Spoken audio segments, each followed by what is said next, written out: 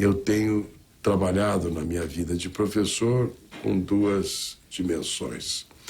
A dimensão da filosofia do direito e a dimensão do direito internacional, com ênfase no direito internacional público. Eu sempre considerei que a tarefa da filosofia do direito é parar para pensar o significado do direito positivo.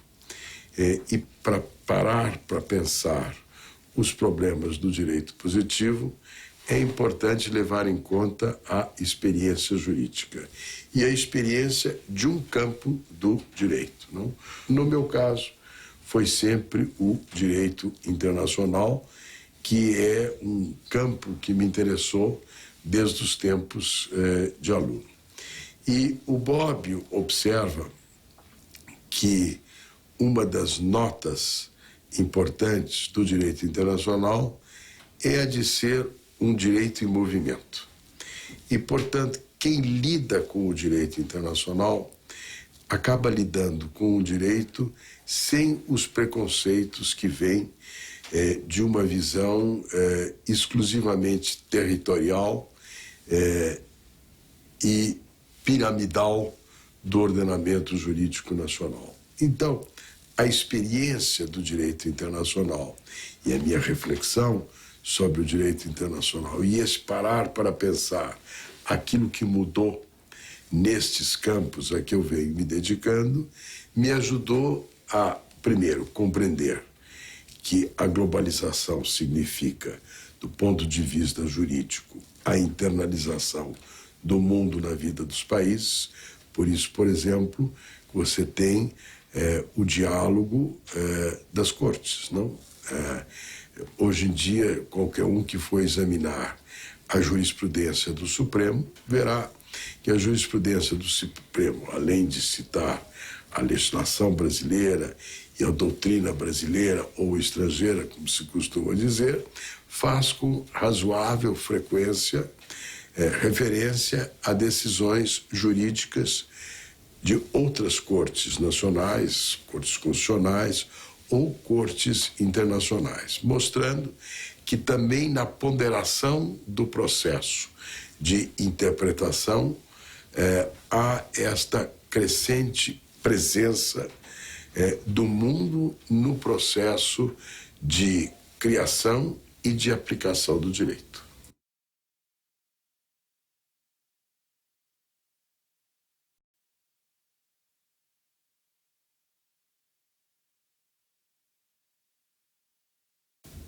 Se nós olharmos a agenda internacional contemporânea, nós vamos ver que ela tem uma série de pautas.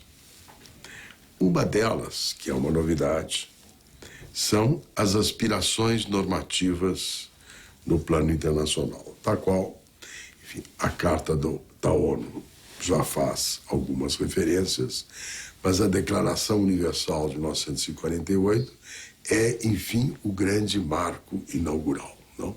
A ideia de que não é possível mais conceber o direito à moda de Westfália como relações de coexistência e coordenação entre os Estados, que é preciso levar em conta a cidadania e as pessoas, e que, portanto, além do capítulo tradicional das normas de mútua abstenção e de respeito pela soberania, havia um valor importante, que era o tema da dignidade humana. As fontes, vamos dizer assim, materiais, como se costuma dizer no processo de criação de normas da Declaração Universal, foi a experiência que antecedeu a criação da ONU, ou seja, a Segunda Guerra Mundial, o Holocausto, a descartabilidade em larga escala dos seres humanos. Aquilo que eu acabei elaborando a partir da reflexão de Hannah Arendt, que o primeiro direito é o direito a ter direitos.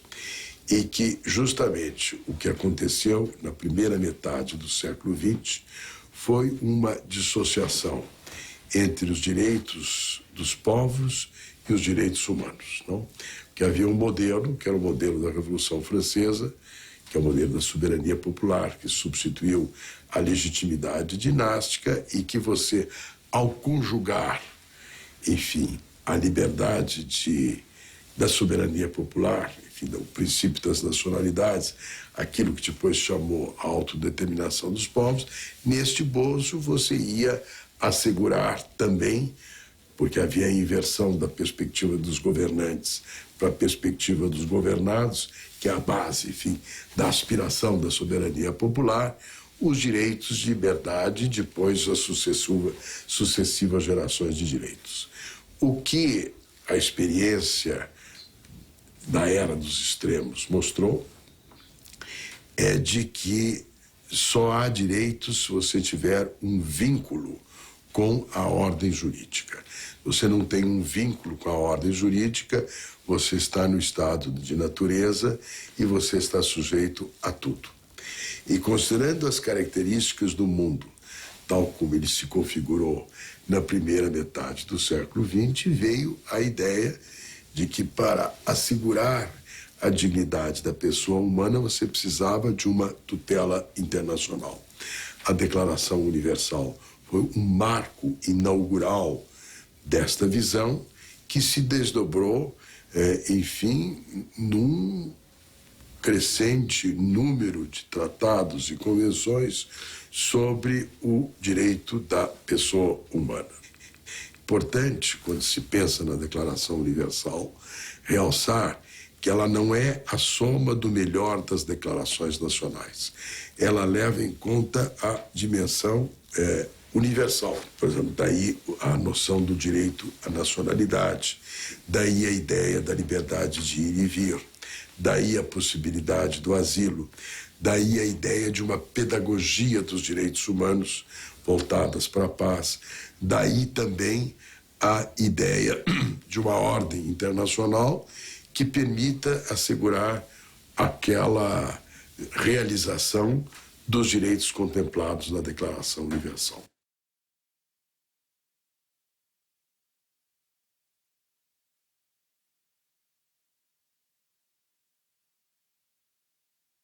Eu acho que no capítulo dos direitos humanos você tem pelo menos 3 vertentes. A primeira vertente é a da promoção. Então, a ideia de promover a importância dos direitos humanos, a cultura dos direitos humanos. Então, a própria Declaração Universal diz isto com muita clareza, de que um dos seus objetivos foi a de esclarecer quais são os direitos que devem ser conhecidos para poderem ser respeitados. A outra dimensão é uma dimensão de controle, não? A de verificar em que medida esses direitos humanos estão sendo ou não respeitados. E, finalmente, existe a judicialização. Esta judicialização vem se desenvolvendo e ela hoje tem, por exemplo, no âmbito europeu,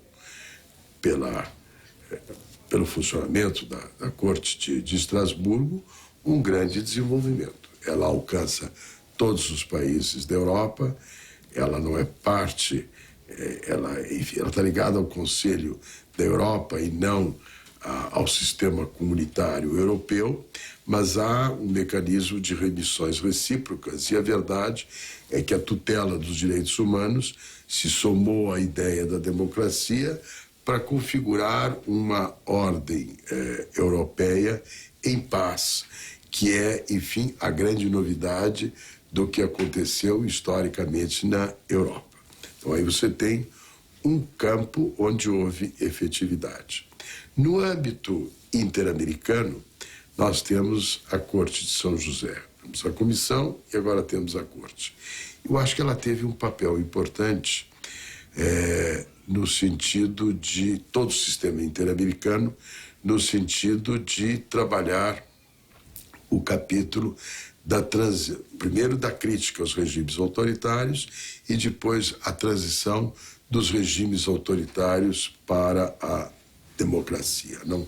Toda essa discussão sobre justiça de transição, sobre os temas de anistia e etc, etc e tal, são fruto de um trabalho que também teve um forte impulso elaborado no plano internacional. No plano internacional, a judicialização veio na área penal, não pelo tratado, pelo Tribunal Penal Internacional, o Estatuto de Roma, e pelos 2 tribunais ad hoc criados pelo Conselho de Segurança. Por que essa judicialização no campo penal surgiu? Surgiu porque o fim da Guerra Fria, naturalmente, abriu espaço para que certos temas tidos como parte de jus cogens, como crimes, genocídio, crimes contra a humanidade, crimes de guerra, fossem vistos como crimes que, pela sua gravidade, afetavam a paz e a ordem mundial.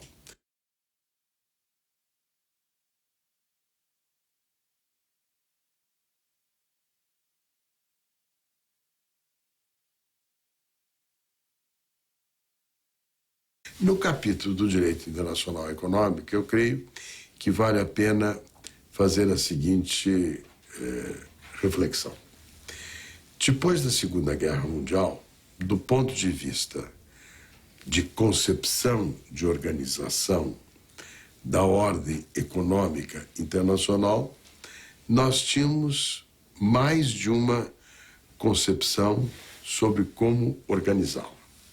Você tinha, por exemplo, uma visão soviética, do ponto de vista do comércio internacional, se traduzia no comércio administrado do Comecon.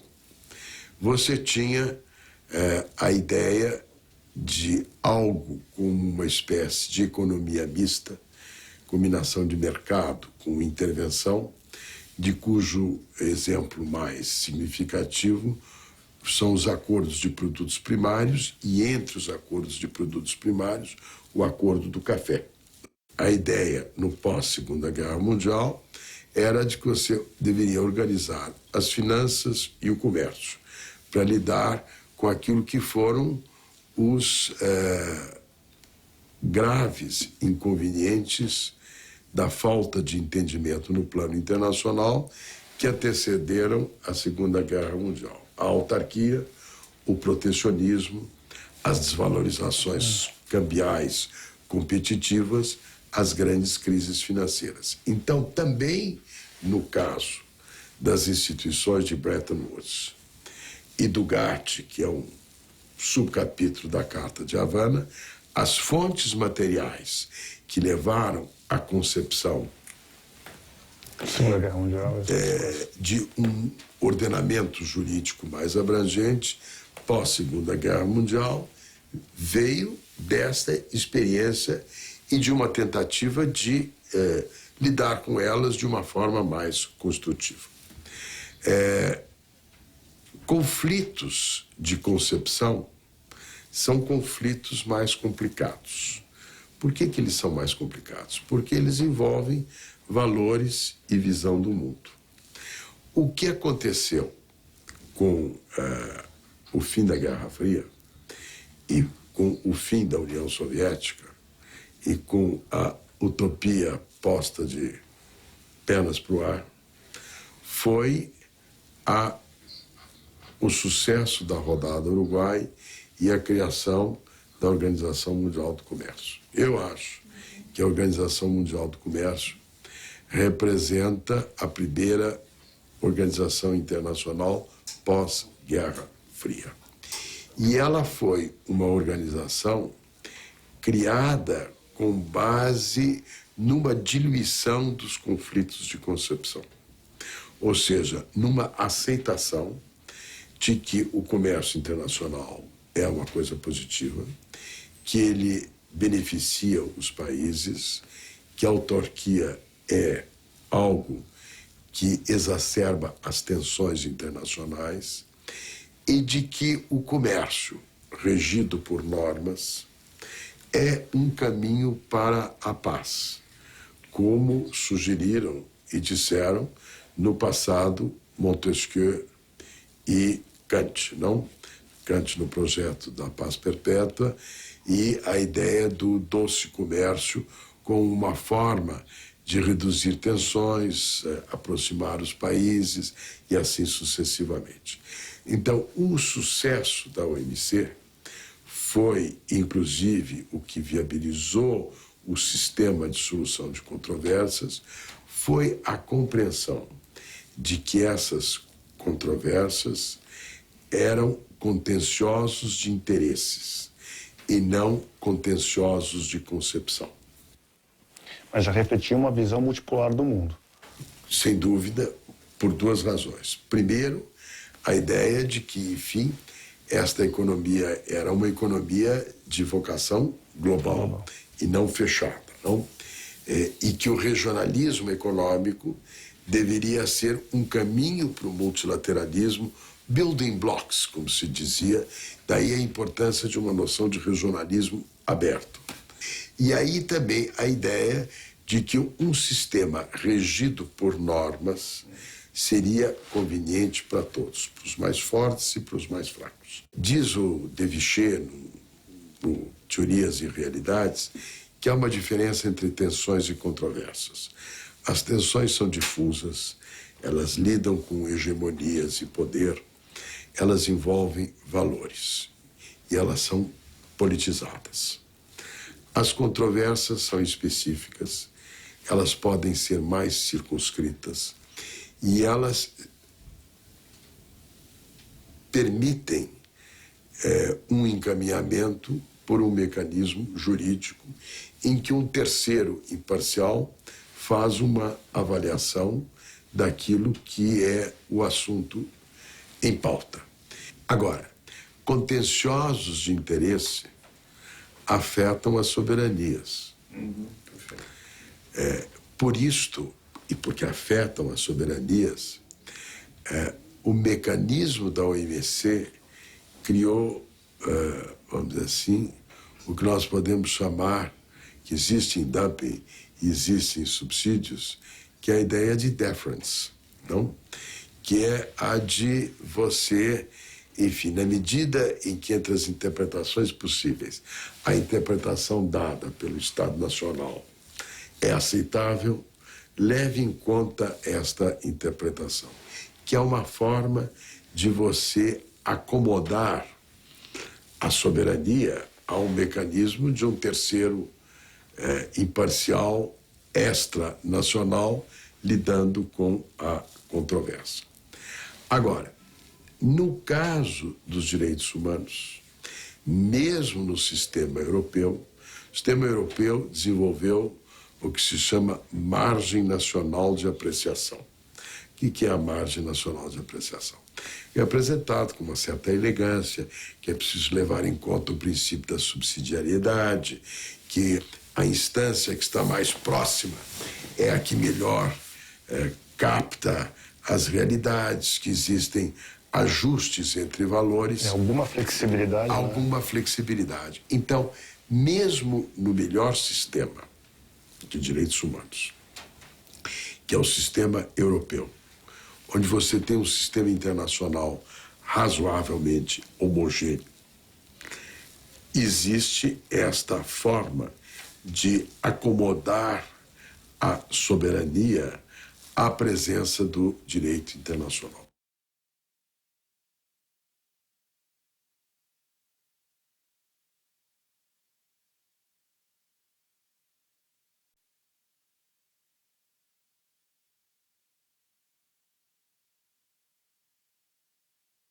Há uma interdependência real, do mundo real, das nações, interesses individuais, um discurso de governança mundial, um pensamento, mas uma realidade que conflita com isso, com curto prazo, interesses econômicos. Há um déficit de governança.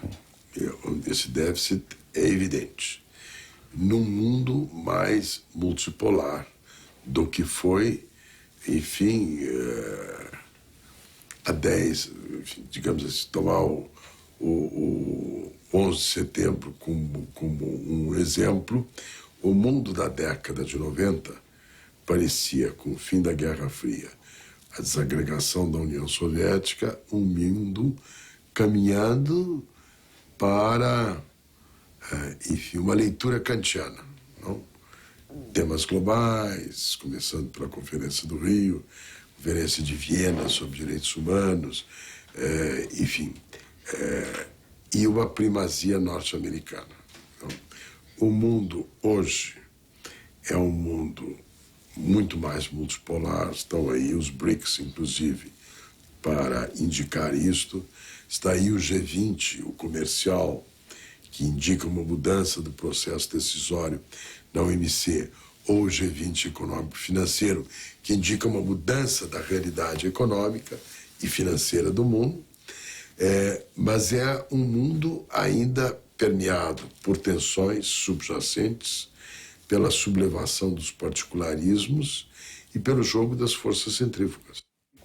Quando eu fui ministro em 92, eu me dei conta, com muita clareza, que tinha havido, com o fim da União Soviética e o fim da Guerra Fria, uma transformação significativa na dinâmica de funcionamento do sistema internacional. E que, portanto, não cabia seguir, por analogia, os precedentes de anos de vida diplomática em que o Brasil, assim como os outros países, organizavam a sua leitura do mundo a partir desta realidade. Uma das coisas que eu fiz, por exemplo, foi olhar todas as instruções dadas à delegação brasileira na ONU.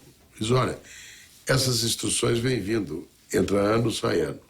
Uma parte delas deve estar obsoleta, porque o objeto a partir do qual elas trabalhavam deixou de ser aquilo que era, porque o mundo não tem mais a estrutura organizada em torno leste-oeste, norte-sul. Não que não haja um sul, não que não haja um norte, mas esse sul-norte estava estruturado em torno desta bipolaridade que deixou de existir. Então, eu vi, pela experiência da Conferência do Rio de 92, que havia espaço para temas globais e para aquilo que era, enfim, no meu entender, uma razão abrangente da humanidade. A Conferência do Rio foi a primeira que você não teve o bloco soviético de um lado e o bloco ocidental do outro, o grupo dos 77 funcionando como tinha funcionado em prévias organizações, em prévias conferências internacionais. Então, a minha leitura naquele momento era: o mundo caminha para um campo mais positivo de entendimento. E se eu olhar o que aconteceu logo em seguida, parecia mesmo caminhar nesta linha. A Conferência de Viena sobre Direitos Humanos, você tem a conclusão da rodada Uruguai, que foi complicadíssima, e uma série de coisas que se desenvolveram nessa linha. Por isso que quando eu assumi pela segunda vez, eu tinha uma agenda. A minha agenda era uma agenda econômica, os problemas do sistema multilateral de comércio, uma nova rodada, Doha, o capítulo Mercosul e a manutenção do Mercosul, uma visão da América do Sul, do IRSA, não? A ideia de transportes, energia, comunicações, não fazer a melhor economia da sua geografia, o acordo União Europeia-Mercosul, e manter o Mercosul de pé e avançar na agenda de direitos humanos, que eu tinha feito já coisas expressivas na minha primeira gestão. E o que aconteceu?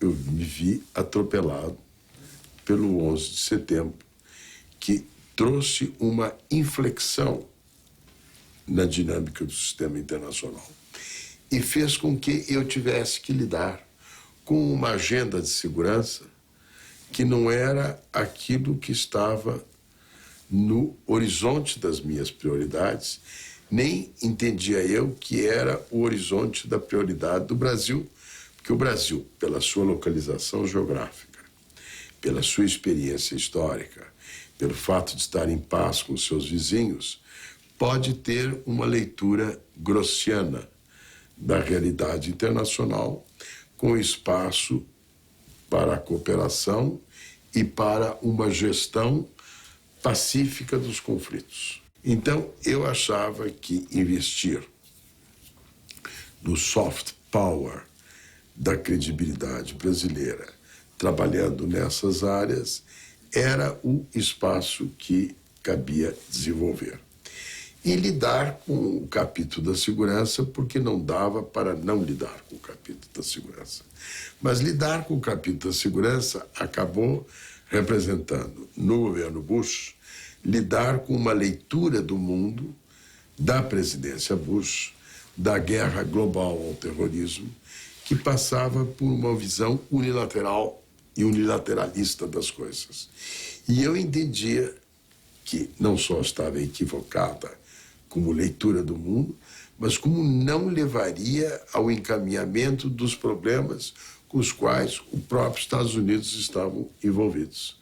Que para lidar com o terrorismo precisava de uma ação concertada, precisava ganhar as mentes das sociedades civis, precisava ter o soft power ampliado e não o hard power do unilateralismo e da intervenção.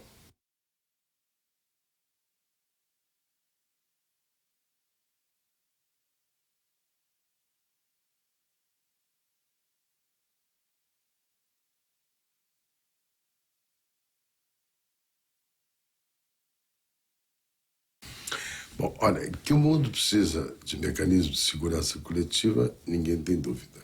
O grande problema é que os países não têm uma leitura comum daquilo que é uma ameaça à paz. Basta olhar o Oriente Médio, Líbia, Síria, não? Que são situações onde alguns consideram que aquilo é uma ameaça à paz e outros consideram que não chega a ser uma ameaça à paz. Não?